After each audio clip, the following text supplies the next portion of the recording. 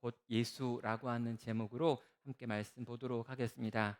이 마가복음 5장 21절부터 24절 그리고 중간에 잠깐 넘어가고 35절부터 43절에 나와 있는 이 회당장 야이로의 12살 난 딸을 살리시는 죽은 자를 살리시는 이야기가 오늘 본문에 있는 내용이 됩니다. 작년 여름에 출간된 책인데요. 이 부족한 것 없는 사람에게 왜 복음이 필요한가라고 하는 제목의 책이 있습니다. 이 윌리엄 월라몬이라고 하는 분이 쓴 책인데요. 이분은 오늘날 이 시대가 이 복음에 관하여 다시 한번 정리할 필요가 있다라고 이야기를 합니다. 주로 이전에 우리가 알고 있던 복음, 우리가 주로 전하고 있던 복음의 방식이 억눌린 자, 소외된 자, 마음이 상한 자, 불행한 자들에게 초점이 맞춰져 있는데 그런 범위, 그런 부류에 속하지 않는 자들은 복음을 잘 들을 수 없다라고 하는 이야기를 합니다. 저자는 이 부족한 것이 없어 보이는 사람에게도 복음은 필요하다. 복음엔 능력 있다. 이 복음은 경험해야 한다라고 지금 말을 하려고 하고 있고요. 이 풍요한 시대를 살아가고 있는 이들에게 복음의 내용과 복음의 방식이 어떠해야 되는지를 이야기하면서 이 책을 풀어갑니다. 자, 저는요, 오늘날 이 복음에 대해서 우리가 계속 생각을 해야겠다라고 생각을 하고요. 우리가 예전에는 가난하고 힘들고 막 어려울 때 예수님이 너희 가운데 오셔서 이런 문제를 해결해 줄 거야 라는 방식으로 복음을 전했다면, 혹시 그런 문제가 없어 보이는 사람, 지금 어찌 보면 굉장히 편안하게 살고 있는 그 사람을 바라보면서 전해야 되는 복음의 내용과 방법에 대한 고민도 해야 한다라는 생각을 합니다. 자, 오늘 우리는요, 이 회당장 야이로의 12살 난 딸에 대해서 좀 보려고 하는데요. 적어도 우리는요, 이 아이가 12살이다라고 하는 걸 생각하면서 이 아이가 굉장히 행복하겠다, 즐겁겠다, 정말 이렇게 부족한 것이 없는 삶을 살았겠다라고 하는 생각을 하게 됩니다. 왜냐하면 일단 12살이라고 하는 그 나이가 인생의 본질이 고해, 고통의 바다다라고 하는 걸 깨닫기에는 좀 어리기 때문입니다. 거기다가요, 이 회당장의 딸이라고 하는 이 아버지의 직업이 나와 있는데, 이 회당장이라고 하는 것이요, 이 경제적이고 영적인 풍요를 보여주는 직업이기도 하기 때문이죠. 자, 이 회당장의 무남 동료로 이 아이가 태어났고 지금 12살이 되었습니다. 아이는 아버지의 전폭적인 사랑 가운데 있지요. 자, 이 아이가 숨이 넘어가는 상황이 발생했을 때 이 아버지 야이로는요, 예수님께 달려와 엎드려서 딸을 살려달라라고 간청을 하고 있습니다. 자, 이 야이로의 행동도요, 이 야이로가 얼마나 딸을 사랑하는지를 보여주는 행동이죠. 이미 유대교 지도자들은 예수를 죽이기로 모의한 상태였는데요. 야이로는 자신의 딸의 병든 것을 보고 이 병을 고쳐달라고 예수님 앞에 공개적인 자리에서 무릎을 꿇고 사정을 하고 있기 때문입니다. 여러분, 자기 모든 걸 다 잃는다 할지라도 나는 내 딸을 살릴 거야 라고 하는 아버지를 가지고 있는 딸이 바로 여기 나온 12살 난 딸의 모습이지요. 외형적으로도 풍족했고요. 내적으로도 엄청난 사랑을 독차지하는 아이가 바로 여기 나오는 12살 난 딸인 것입니다. 자, 이 12살 난 야이로의 딸은 무엇 하나 부족한 것이 없어 보이는 인생이었습니다. 그런데 이 마냥 부족한 것이 없어 보이는 이 여자 아이에게도 예수님은 필요하지요.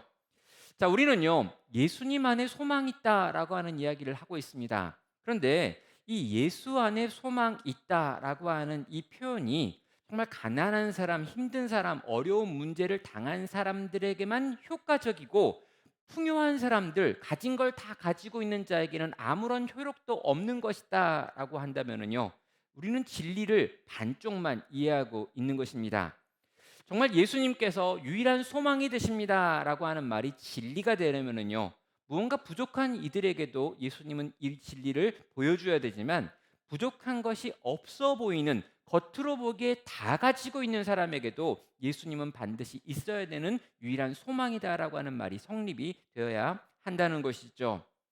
자, 오늘 본문에 가서 본문에 있는 내용을 보면은요, 일단 이 본문 이 야이로의 딸의 죽음과 관련된 이야기는요, 혈류증 여인의 치료 사건과 연결되어 있고 붙어 있다라는 걸 보게 됩니다. 35절입니다. 아직 예수께서 말씀하실 때 회당장의 집에서 사람들이 와서 회당장에게 이르되 당신의 딸이 죽었나이다 어찌하여 선생을 더 괴롭게 하나이까라고 하는 부분이 나옵니다.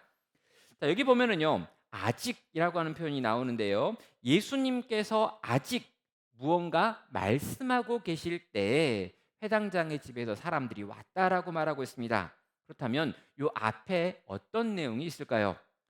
자, 여기는요. 혈류증이라고 하는 병을 12년 동안 앓았던 여인과 예수님께서 대화하던 중이셨습니다. 이 여인을 바라보면서 딸아 네 믿음이 너를 구원하였다라고 이야기하면서 평안하게 가라라고 말씀하시던 그 맥락과 연결되어 가지고 이 12살 난 아이가 죽었다라고 하는 소식이 들려오는 거죠. 자, 여러분, 이건 놀라운 이야기인데요. 정말 이 혈류증이라고 하는 불치병을 12년 동안이라 앓았던 한 여인이 예수님의 기적적인 치유를 경험하고 회복되어지는 사건이 방금 전에 일어났습니다. 자, 이 사건을 통해 가지고요. 주변에 있는 모든 사람들이 막 환호를 했을 거고요. 특별히 이 12년 동안 이 질병으로 고통당했던 여인은 지금 통곡하면서 기쁨과 감격을 막 표현하고 있을 바로 그때였습니다. 그런데요, 이렇게 놀라운 기쁨의 소식이 울려 퍼지는 바로 그 자리에 이 회당장의 종이 뛰어 들어와서 당신의 딸이 죽었습니다라고 예수님을 인도하고 있던 회당장을 향해 말한 것입니다. 여러분, 이 말이 들려지는 순간, 여러분 이 말이 외쳐지는 순간 분위기가 어떻게 됐을까요? 방금 전에 기적이 일어났고요. 방금 전에 누군가가 치료되는 사건이 일어났습니다. 아주 심각한 불치병 환자가 한순간에 치료되어지는 장면이 한쪽에서 벌어지는 바로 그 순간, 그 기쁨이 막 노래로 표현되기도 전에 바로 당신의 아이가 죽었습니다라고 하는 말이 선포가 되는 거죠. 그럼 이게 죽음입니다. 방금 전에 불치병이 치료된 그 여인이요. 자기 눈앞에서 딸이 죽었습니다라고 하는 말이 울려 퍼질 때 어떻게 반응할 수 있을까요? 방금 전에 기적을 보고 놀라워하던 사람들이요. 그 기적을 보고 막 소리를 지르다가 방금 온 이 사람, 이 종들이 와가지고 회당당 당신의 딸이 죽었습니다라고 하는 말을 할 때 전체 분위기가 어떻게 되겠느냐라는 것이죠. 이게 바로 죽음이라는 것입니다. 그럼 죽음은요, 기본적으로 절망입니다. 죽음은 끝입니다. 죽음은 이전에 있었던 모든 애씀과 수고를 한순간에 허무로 만들어버리는 것이지요. 아무리 강한 자도, 아무리 성공한 자도, 아름다운 자도, 영향력 있던 자도 죽음 앞에서는 절망할 수밖에 없습니다. 죽음은 살아있는 모든 것들을 하여금 절망에 빠지게 만들 수 있는 힘과 능력을 가지고 있는 것, 이게 바로 죽음이 가지고 있는 힘인 것이죠. 그럼 이 죽음이 가지고 있는 특징이 있는데요. 이 특징이 뭐냐면 죽음 앞에서 그 누구도 대책을 세울 수 없다라고 하는 특징을 가지고 있습니다. 그럼 누구라도 죽습니다. 왕도 죽고 거지도 죽지요. 그럼 굉장히 아름다운 미인대회 1등한 사람도 죽고요. 아주 예쁘지 않다라고 말하는 사람들도 때가 되면 죽습니다. 그럼 천재도 죽고요. 바보도 죽습니다. 그럼 이 땅에서 가장 행복한 삶을 살고 있던 자도 어느 땐가 죽게 되고요. 아주 큰 고난 가운데 평생을 고통당했던 자도 어느 땐가는 죽는다는 거죠. 그리고 이 죽음이 다가오고 이 죽음이 찾아왔을 때 모든 인간은 다 비명을 지르며 절망에 빠질 수밖에 없습니다. 왜 그렇습니까? 죄인인 인간에게 죽음은 영원한 멸망이고 영원한 심판을 의미하는 것이기 때문입니다. 자, 여러분, 그래서요. 나는 특별히 문제가 없는데요. 나는 괜찮은데요. 나는 상황을 보니까 그렇게 힘들고 어렵거나 할 상황이 별로 없네요. 나는 내 미래를 위하여 이렇게 준비했기 때문에 앞으로 큰 걱정이 없이 편안하게 살다 갈 수 있을 것 같아요 라고 말하는 그 어떤 사람이라 할지라도요. 우리는 결국에 비명을 지른다라고 하는 것을 통해 가지고 우리가 다 똑같은 상태에 있다라는 생각을 해야 합니다. 여러분, 이 죄와 이 죄가 만들어내는 사망의 문제를 해결하지 못한 모든 인류는 다 동일하게 불행으로 끝날 수밖에 없다라는 거죠. 자, 이 죄의 문제, 이 사망의 문제, 이 사망 앞에서 모든 인간이 경험할 수밖에 없는 절망의 문제를 해결할 수 있는 유일한 길이 있는데, 그것이 바로 예수 그리스도 안에 있는 생명입니다. 그래서요, 우리는 겉으로 보기에 괜찮아 보이건 겉으로 보기에도 여러 가지 어려움이 있건 간에 모두가 다 예수님을 필요로 하는 거고요. 예수님 안에만 소망이 있고 그 예수님을 붙들어야 되고 그 예수님을 만나야 되는 필요를 갖는다는 것입니다. 자, 오늘 등장인물을 보면은요, 먼저 이 야이로라고 하는 인물을 좀 우리가 볼 필요가 있습니다. 이 야이로라고 하는 이름은요, 히브리어로 야엘이라고 하는 건데요. 이 야엘, 야일이라고 하는 요 표현이 깨달은 사람, 또 빛나는 사람이라고 하는 뜻을 가지고 있습니다. 자, 그는 가버나움에 있는 회당의 회당장 중에 한 사람이었습니다. 이 회당이라고 하는 건 뭐냐면은요, 이스라엘이 성전이 무너진 다음에 이 성전과 제사장 계급이 타락해 버리고요. 그런 다음에 이렇게 중앙 성소에 모여서 함께 예배를 드리지 못하는 상황이 발생을 하니까 그 지역마다 생겨난 하나님을 믿는 사람, 이 유대교인들이 모여가지고 함께 기도하고 그들이 함께 말씀을 배우고 그들이 함께 이 공동체를 이루기 위하여 모였던 모임을 회당이라고 부릅니다. 자, 여러분, 이 중앙성소인 성전이 무너진 다음에 어찌하였건 간에 그들은 여호와의 말씀을 배우고 율법을 가르치고 율법에 대하여 함께 공동체로 모여야 한다라는 생각으로 회당을 만들었는데, 이 회당에는 세 가지 종류의 지위가 있었습니다. 그럼 가장 아래쪽에 뭐가 있었냐면요, 이 율법을 가르치는 교사에 해당하는 랍비라고 하는 게 있었죠. 이 랍비가 사람들에게 무언가를 가르쳤습니다. 그리고요, 이 회당 안에 여러 명의 랍비가 있는데요, 이 랍비 위에 하잔이라고 하는 이 회당의 전반적인 업무를 수행하는 분이 있었죠. 그리고요, 이 회당 전체를 대표하는 사람이 있는데 회당장이라고 불리는 사람이었습니다. 이 회당장은요, 집회를 인도하고요, 예배의 질서를 세우고요, 설교권을 누구에게 줄지를 권할 권리를 가지고 있었습니다. 여러분, 종교와 정치가 분리되지 않고 연결되어 있었던 유대 사회에서 회당장은요, 사회적으로 굉장히 높은 권한을 가지고 있었고요, 때로 작은 사건에 관해서는 재판권을 가지고 있던 사람이기도 했습니다. 자, 당시의 회당장 야이로는요, 가버나움에서 가장 존경받고 유력한 사람 중에 하나였을 거라는 거죠. 그 이름 그대로 그는 빛나는 사람이었고요, 유력한 사람으로 그들 가운데 있었던 겁니다. 그런데요, 그 야이로가 지금 예수님의 발 앞에 나와 엎드렸습니다. 22절은 말합니다. 회당장 중에 하나인 야이로라 하는 이가 와서 예수를 보고 발 앞에 엎드려 간곡히 구하여 이르되 내 어린 딸이 죽게 되었사오니 오셔서 그 위에 손을 얹으사 그로 구원을 받아 살게 하소서 하거늘이라고 말합니다. 야이로가요, 엎드려 가지고 간곡하게 구하고 있죠. 여러분, 이 야이로라고 하는 회당장인데 이 회당장이 이 유대교를 대표하는 사람 중에 하나인데 유대교가 지금 죽이기로 한 예수님께 나와 엎드리고 있는 장면은 너무나 이례적인 장면입니다. 도대체 무엇이 회당장으로 하여금 예수님께 나와 엎드려 간청하게 만드는 걸까요? 자, 그의 입에서 터져나오는 말을 들어보면 되는데요, 내 어린 딸이 죽어가고 있습니다. 제발 오셔서 제 딸 위에 손을 얹어 그를 고쳐 살려주십시오라고 하는 것이 이 회당장이 가지고 온 간청의 내용이죠. 가슴 깊은 곳에서 나오는 아버지의 진심 어린 지금 간청입니다. 그리고 그의 행동과 그의 말을 통해 가지고 그곳에 모여 있는 모든 사람들이 다 고개를 끄덕이는 거죠. 자, 자신의 12살 난 딸이 죽어가는 상황이라면 이 딸을 보고 있는 아버지가 그렇게 행동할 수도 있겠다라는 생각을 하는 겁니다. 예수님께서 고개를 끄덕이셨고요, 야이로는 일어났습니다. 그리고요, 이제 이 예수님을 데리고요, 야이로가 자기의 집으로 돌아가던 중이었던 거죠. 그리고 많은 이 바닷가에 모여있던 무리들도 이 야이로의 집에서 야이로의 딸이 예수님의 치료의 능력으로 살아나겠다라고 하는 생각을 가지고 기대에 차서 이 예수님을 따라갔을 것입니다. 사랑하는 성도 여러분, 원래 야이로는요, 이렇게 행동하면 안 되는 사람이었습니다. 그는 고상한 사람이고요. 이 마을의 유지이고요. 유대교의 심장에 해당하는 이 회당의 최고 의사 결정권자입니다.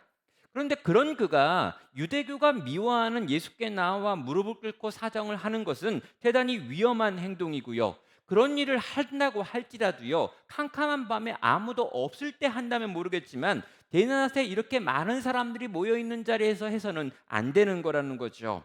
야이로가 이렇게 행동한 이유는 무엇입니까? 한 가지밖에 없죠. 무엇입니까? 내 어린 딸이 죽게 되었다. 내가 너무너무 사랑하는 내 딸이 이제 죽게 되었는데 이 딸을 살릴 수 있는 유일한 방법이 당신밖에 없기 때문에 나는 당신에게 찾아와 당신에게 엎드려서 제발 내 딸을 고쳐달라고 살려달라고 간청합니다라고 하는 마음 때문인 것입니다.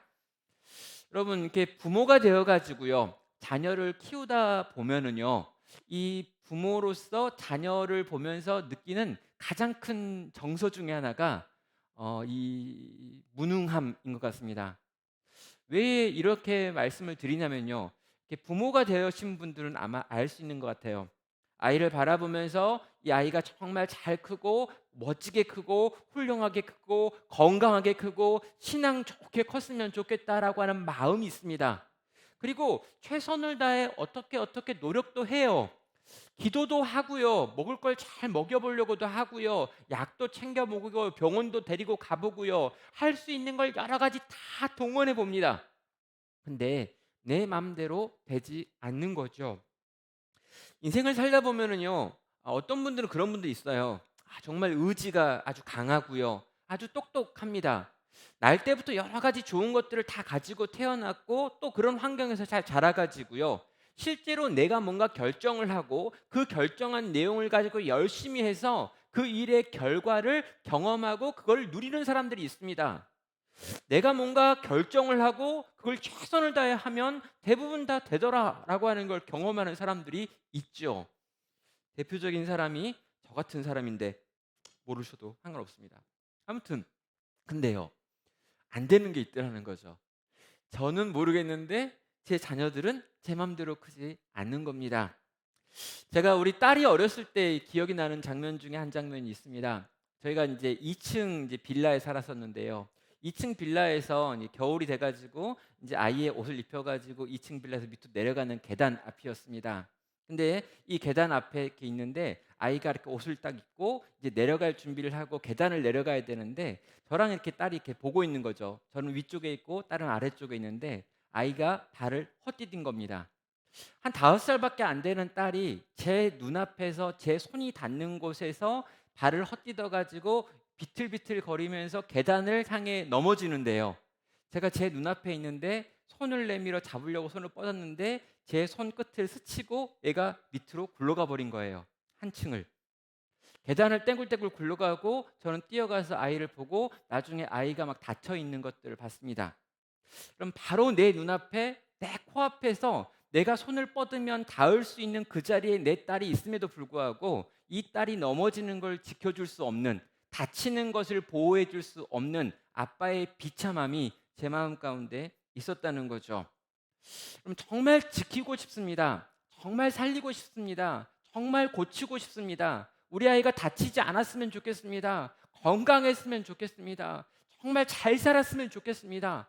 그런데 그렇게 되어지지 않는 것들을 볼 때 좌절하고 낙심하고 넘어지고 또 이렇게 자빠져 있는 걸 볼 때 우리의 마음 가운데 좌절과 낙심이 밀려온다라는 거죠.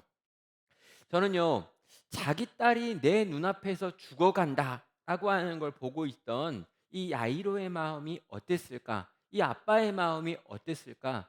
12살 난 딸이 죽어가고 있는 그 모든 상황을 보면서 아무것도 할 수 없었던 아빠의 마음은 어떤 걸까라는 생각을 하는 것입니다. 사랑하는 여러분, 야이로는 분명 힘 있는 사람입니다. 그런 경건한 사람이었습니다. 지혜로운 사람이기도 했습니다. 많은 이들이 찾아와 가지고 인생의 어려움들을 이야기하면서 그에게 도움을 구했을 거고요. 그는 그런 사람들에게 멋진 답을 들려주기도 했었을 것입니다. 가버나움이라고 하는 시골 마을의 회당장 야이로는요, 실제 부족한 것이 별로 없는 사람이었습니다. 그런 그에게 더 그를 행복하게 해주는 게 있었는데요. 그에게 있었던 하나님께서 축복으로 주신 딸이었습니다. 회당에서 어려운 업무를 하고 돌아왔을 때 딸이 뛰어와 아빠한테 안기는 거죠. 어렵고 긴 상담과 회의를 마친 다음에 파김치가 되어 돌아왔는데 딸이 힘내라며 조그만 손으로 아빠의 어깨를 막 이렇게 마사지 해주는 겁니다. 하루는 딸아이가 자기가 그린 그림이라고 들고 왔는데 그 그림을 딱 봤더니 거기 가운데 큰 사람 하나 있고 주변에 여러 작은 사람들이 있는 겁니다. 여러분, 이 그림이 뭘 뜻하니? 라고 물어봤더니 가운데 있는 제일 큰 사람이 아빠야 그러는 거죠. 아빠가 모든 걸 다 지키고 있어. 아빠는 슈퍼맨이야. 뭐 이런 이야기를 아이가 하는 겁니다. 하루는 하루 종일 일이 너무 많았습니다. 표정 관리가 전혀 되지 않는 날이었습니다. 딸아이가 문을 벌컥 열었습니다. 그리고 아무런 설명도 하지 않고요. 갑자기 앞에서 춤을 추면서 막 노래를 부르는 거죠. 근데 노래의 후렴구가 이런 거예요. 무슨 일이 생겼나요? 무슨 걱정이 있나요? 마음대로 안 되는 일 오늘 있었나요? 아빠 힘내세요. 우리가 있잖아요. 아빠 힘내세요. 우리가 있어요.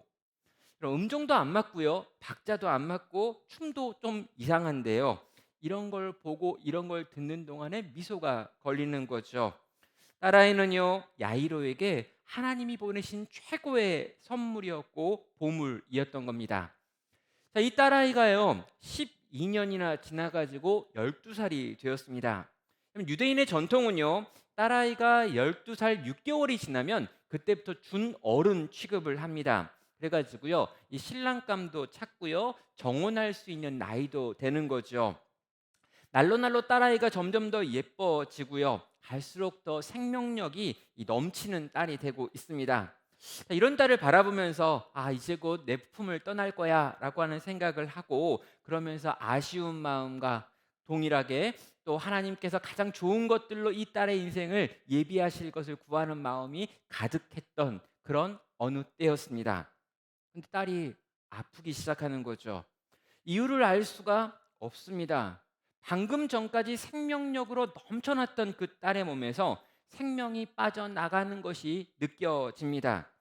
그럼 아이의 손을 잡았습니다. 아이도 자기의 손을 잡지요. 그럼 12살 난 딸아이가요, 너무나 아프고 너무나 힘들어서 아빠에게 말합니다. 아빠, 너무 아파요. 제발 날 살려주세요. 여러분, 이렇게 속삭이는 딸의 목소리에는요, 아빠가 여전히 슈퍼맨이다라고 하는 생각이 있습니다. 조그만 목소리로 살려달라고 말하는 이 딸의 목소리를 들은 아빠가요, 문득 떠오르는 생각이 있는데, 지금 저 해변에 와 있다는 예수님에 대한 소문입니다. 자, 예수라고 하는 사람이 우리 아이를 고칠 수 있고 죽어가는 많은 사람들을 치료했던 그분이 우리 딸을 만나기만 하면 우리 딸을 살릴 수 있지 않을까? 예수라고 하는 사람에 대하여 모든 유대교가 싫어하고 유대 종교자들이 그를 죽여야 된다라고 이야기하긴 하지만, 내가 유대 종교 지도자 중에 한 명이고 이 일로 말미암아 내 모든 지위를 잃어버릴 수 있지만 나는 내 딸을 살려야 되니 가서 그 남자를 불러와야겠다라고 하는 생각을 야이로는 했던 것입니다. 자, 야이로가요, 그렇게 찾아가서 예수님을 불렀고 예수님께 도움을 요청했고 예수님은 야이로와 함께 야이로의 집으로 가던 중이었습니다. 문제는 무엇이었습니까? 갑자기 그 중간에 나타난 12년 혈루증으로 고통했던 한 여인의 모습입니다. 여러분, 그 사건에서요, 우리는 12년 동안 혈루증을 걸렸는데 그 혈루증 걸린 여인이 살아났다, 이건 굉장히 놀라운 기적이다라고 생각하고 감탄하고 감격합니다. 그런데요, 요 모든 사건을 바로 옆에서 보고 있지만 하나도 기쁘거나 즐겁지 않은 사람이 있는 거예요. 누굴까요? 바로 이 야이로입니다. 왜냐하면 지금 시간이 지체되고 있기 때문인 거죠. 지금 이 12년 된 혈루증 환자를 치료하기 위해서, 또 이 여인을 찾아내기 위해서 이 여인과 대화하는 동안에 내 딸은 지금 한쪽에서 죽어가고 있는 겁니다. 그리고요, 이제 끝났구나, 이제 이 여인을 치료하는 사건이 끝나가지고 이제 가면 되겠구나라고 생각하는 바로 그 장면에서 35절의 이야기가 나오는 겁니다. 아직 예수께서 말씀하실 때 회당장의 집에서 사람들이 와서 회당장에게 이르되 당신의 딸이 죽었나이다, 어찌하여 선생을 더 괴롭게 하나이까라고 말하는 거죠. 여러분, 왜 하필 이 시간에 저 혈루증 여인을 치료한단 말입니까? 그럼 저 여인은 자기도 아는 여인입니다. 이미 12년 동안이나 아팠던 여자입니다. 그녀가 하루 더 아프다 한들 그게 뭐가 그렇게 중요합니까? 내일 고치시면 되는데 왜 굳이 지금 멈추신 것입니까?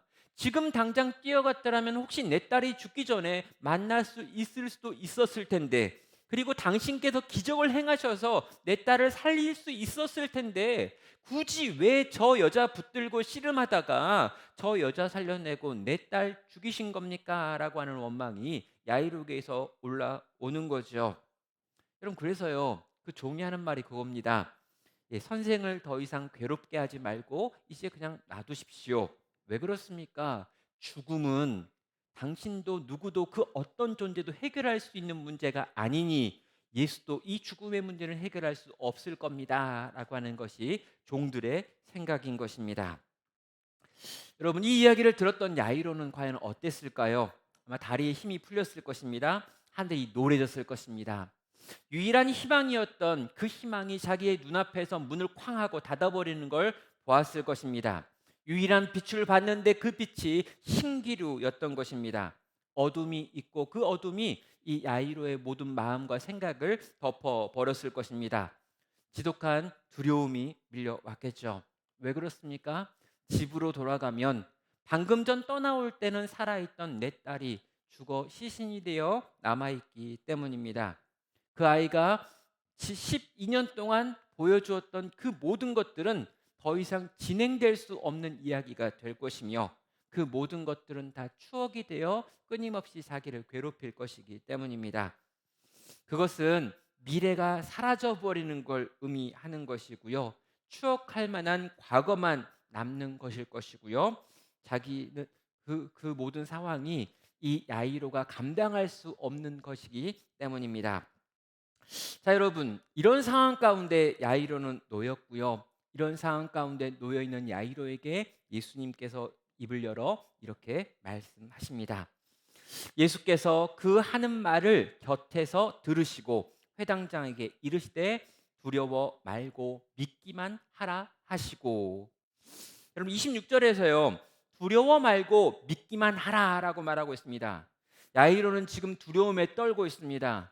죽음이 내 딸을 집어삼켰다라고 하는 말을 들었을 때 그는 이 두려움에 완전히 사로잡혀 버렸습니다. 꼼짝을 할 수가 없는 상태였습니다. 그런데 그 두려워 떨고 있는 그의 귀에 그 사람들의 웅성거리는 소리를 뛰어넘어 한 목소리가 들리는데 예수님의 목소리였습니다.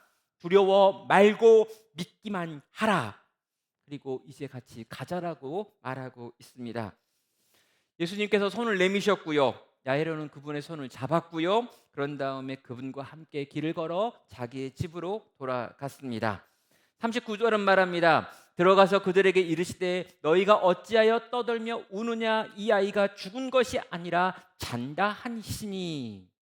자, 예수님께서는요, 그 집에 들어가는데 그 집에 죽은 아이 때문에 울고 있는 사람들과 소리내는 사람들이 있었고요. 많은 사람들이 그 앞에 있었습니다. 예수님은 다른 이들을 모두 다 내보낸 다음에 그 가족과 자기 제자들만 데리고 들어갔고요. 그 제자들과 함께 여기서 그 아이를 살리시는 일을 합니다.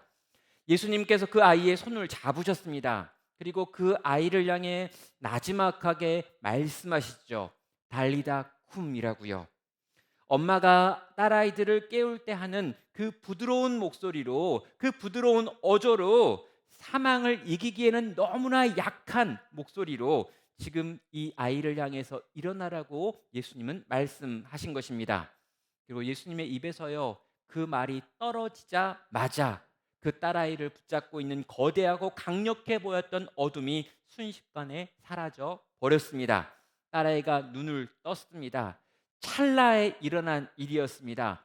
방금 전에 죽었던, 방금 전에 차갑게 식어가고 있던 딸이 한순간에 눈을 뜨고 일어나서 생명의 기운을 드러내는 역사가 일어났다는 것이죠.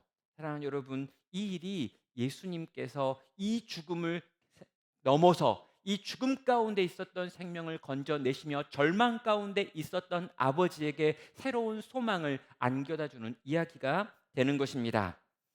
사랑하는 성도 여러분, 이 땅에 있는 모든 고통의 근원에는요, 죄가 있습니다. 그리고 이 모든 죄가 만들어내는 결국은 곧 사망이고 죽음이 있습니다.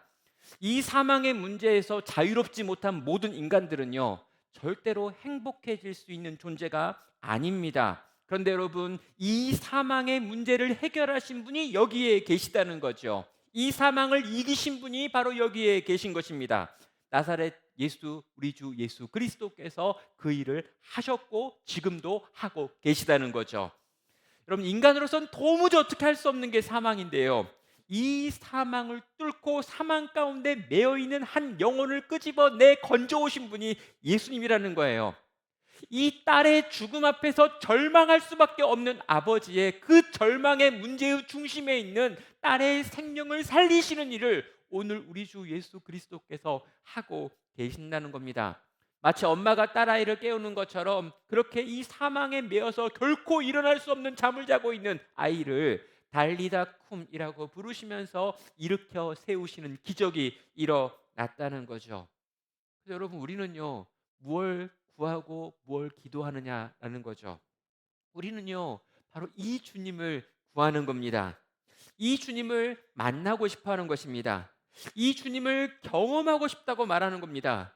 이 주님이 나와 우리 가족 가운데, 우리 자녀들 가운데, 우리 배우자 가운데, 우리 교회 안에, 우리 부서 안에 임하기를 원하는 겁니다.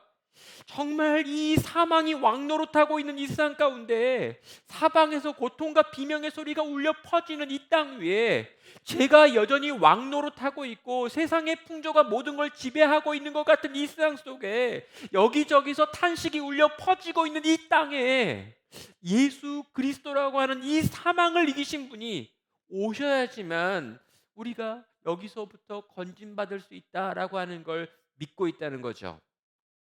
사랑하는 여러분, 우리 인생의 문제가 무엇입니까? 우린 지금 뭘 생각하고 뭘 고민하고 있습니까?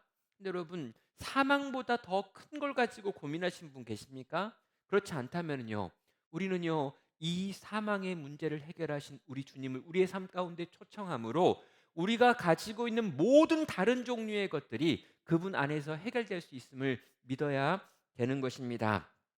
사랑하는 여러분, 우리가 기적을 보는 거, 우리가 여러 가지 우리 주변에서 일어나는 놀라운 하나님의 일하심의 소식을 듣는 거, 이거 너무 좋은 일입니다. 근데 여러분, 너무너무 좋은 일이고요, 너무너무 즐거운 일이에요. 옆집에서 하나님을 경험하고 내 앞에 있는 사람이 하나님으로 말미암아 이런 일들을 체험했다라고 하는 거 듣는 거 너무너무 행복하죠.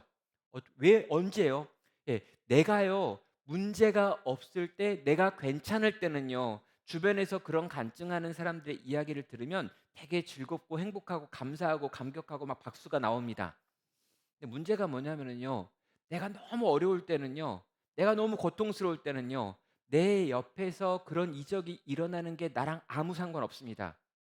그럼 내 딸아이가 죽어가는 상황 가운데 놓여있던 야이로에게 자기의 눈앞에서 12년 혈류증 걸려있던 여인이 살아나고 회복되는 이야기는 하나도 기쁘고 좋은 이야기가 아니었다는 거예요. 사랑하는 여러분, 우리가 교회 안에 있으니까 다른 사람들이 하나님을 경험하고 누리는 거 너무너무 기뻐하고 즐거워합니다. 근데 여러분, 더 중요한 게 뭐냐면요, 내가 하나님을 누리고 내가 예수님을 지금 경험하고 내가 예수님을 지금 만나는 체험이 없이 내 옆에 있는 모든 사람들이 예수님을 지금 경험하고 있는 것이요, 나에게 기쁨이 될 수 없다라는 거죠. 그래서 우리는요, 오늘 이 밤에 아주 이기적으로 하나님께 기도하는 겁니다. 하나님, 날 좀 만나주세요. 예수님, 내게 찾아와 주세요. 정말 그 생명을 내게 허락하여 주시고 그 생명의 능력으로 내 안의 죄와 내 안의 사망을 꺾으십시오. 정말 주님, 내가 주님을 만나고 주 안에 있는 소망을 체험하고 내가 그 소망으로 말미암아 살아나는 걸 먼저 경험하게 해 주십시오. 주님, 내가 이것을 경험하기 전에 다른 이들이 이걸 경험하는 것에 기뻐할 수 없으니 오늘 내게 찾아오시고 오늘 우리에게 찾아오시고 오늘 우리 가정에게 찾아오시고 오늘 우리 자녀들과 우리의 문제들과 우리의 인생의 문제들 가운데 찾아오시는 예수님, 정말 내 인생의 소망이 되시는 그 예수님 만나기 원합니다라고 고백을 하는 것입니다. 사랑하는 여러분, 기도하다가 혹시 절망하셨다면 또 정말 하나님 정말 믿어지지 않는 것 같다라고 하는 느낌 가지고 계시다면 정말 내가 열심히 기도했는데 주님이 하나도 움직이는 것 같지 않다라고 느끼고 계시다면 여러분 이 상황 가운데 우리가 할 수 있는 것은 한 가지인 것 같습니다. 주님, 정말 주님이 주님의 일을 우리 가운데 행하여 주십시오. 나는 주님을 믿고 끝까지 주님을 신뢰하고 주님이 내 삶 가운데 그런 일들을 행하실 것을 믿는 믿음을 붙잡겠습니다. 주님 찾아오셔서 주님 함께 하셔서 우리 가운데 일을 행하셔서 저 절망이라고 불리는 사망, 그 어떤 인간도 싸워 이길 수 없는 사망, 그 모든 절망들 중에서 가장 깊은 절망 가운데 있는 이들을 살리시고 회복시키시고 고치시는 은혜가 그때 일어났던 것처럼 주님 내게도 우리에게도 그 하나님으로 찾아오시고 그 하나님으로 역사하여 주시옵소서. 정말 딸의 시신 앞에 서서 정말 아무런 일도 할 수 없어서 절망할 수밖에 없던 그 야이로에게 다시 생명을 돌려주시고 다시 기쁨을 돌려주시고 다시 하나님의 구원을 경험하게 하시고 다시 빛나게 하여 주시는 우리 주 예수 그리스도의 은혜가 여기 이 자리에 예수님만이 우리의 소망이 되십니다라고 하는 걸 고백하는 우리 모든 성도님들 가운데 넘치도록 부어지기를 주님의 이름으로 축원합니다. 지금 우리 함께 같이 찬양하며 기도하며 주 앞에 나아가겠습니다.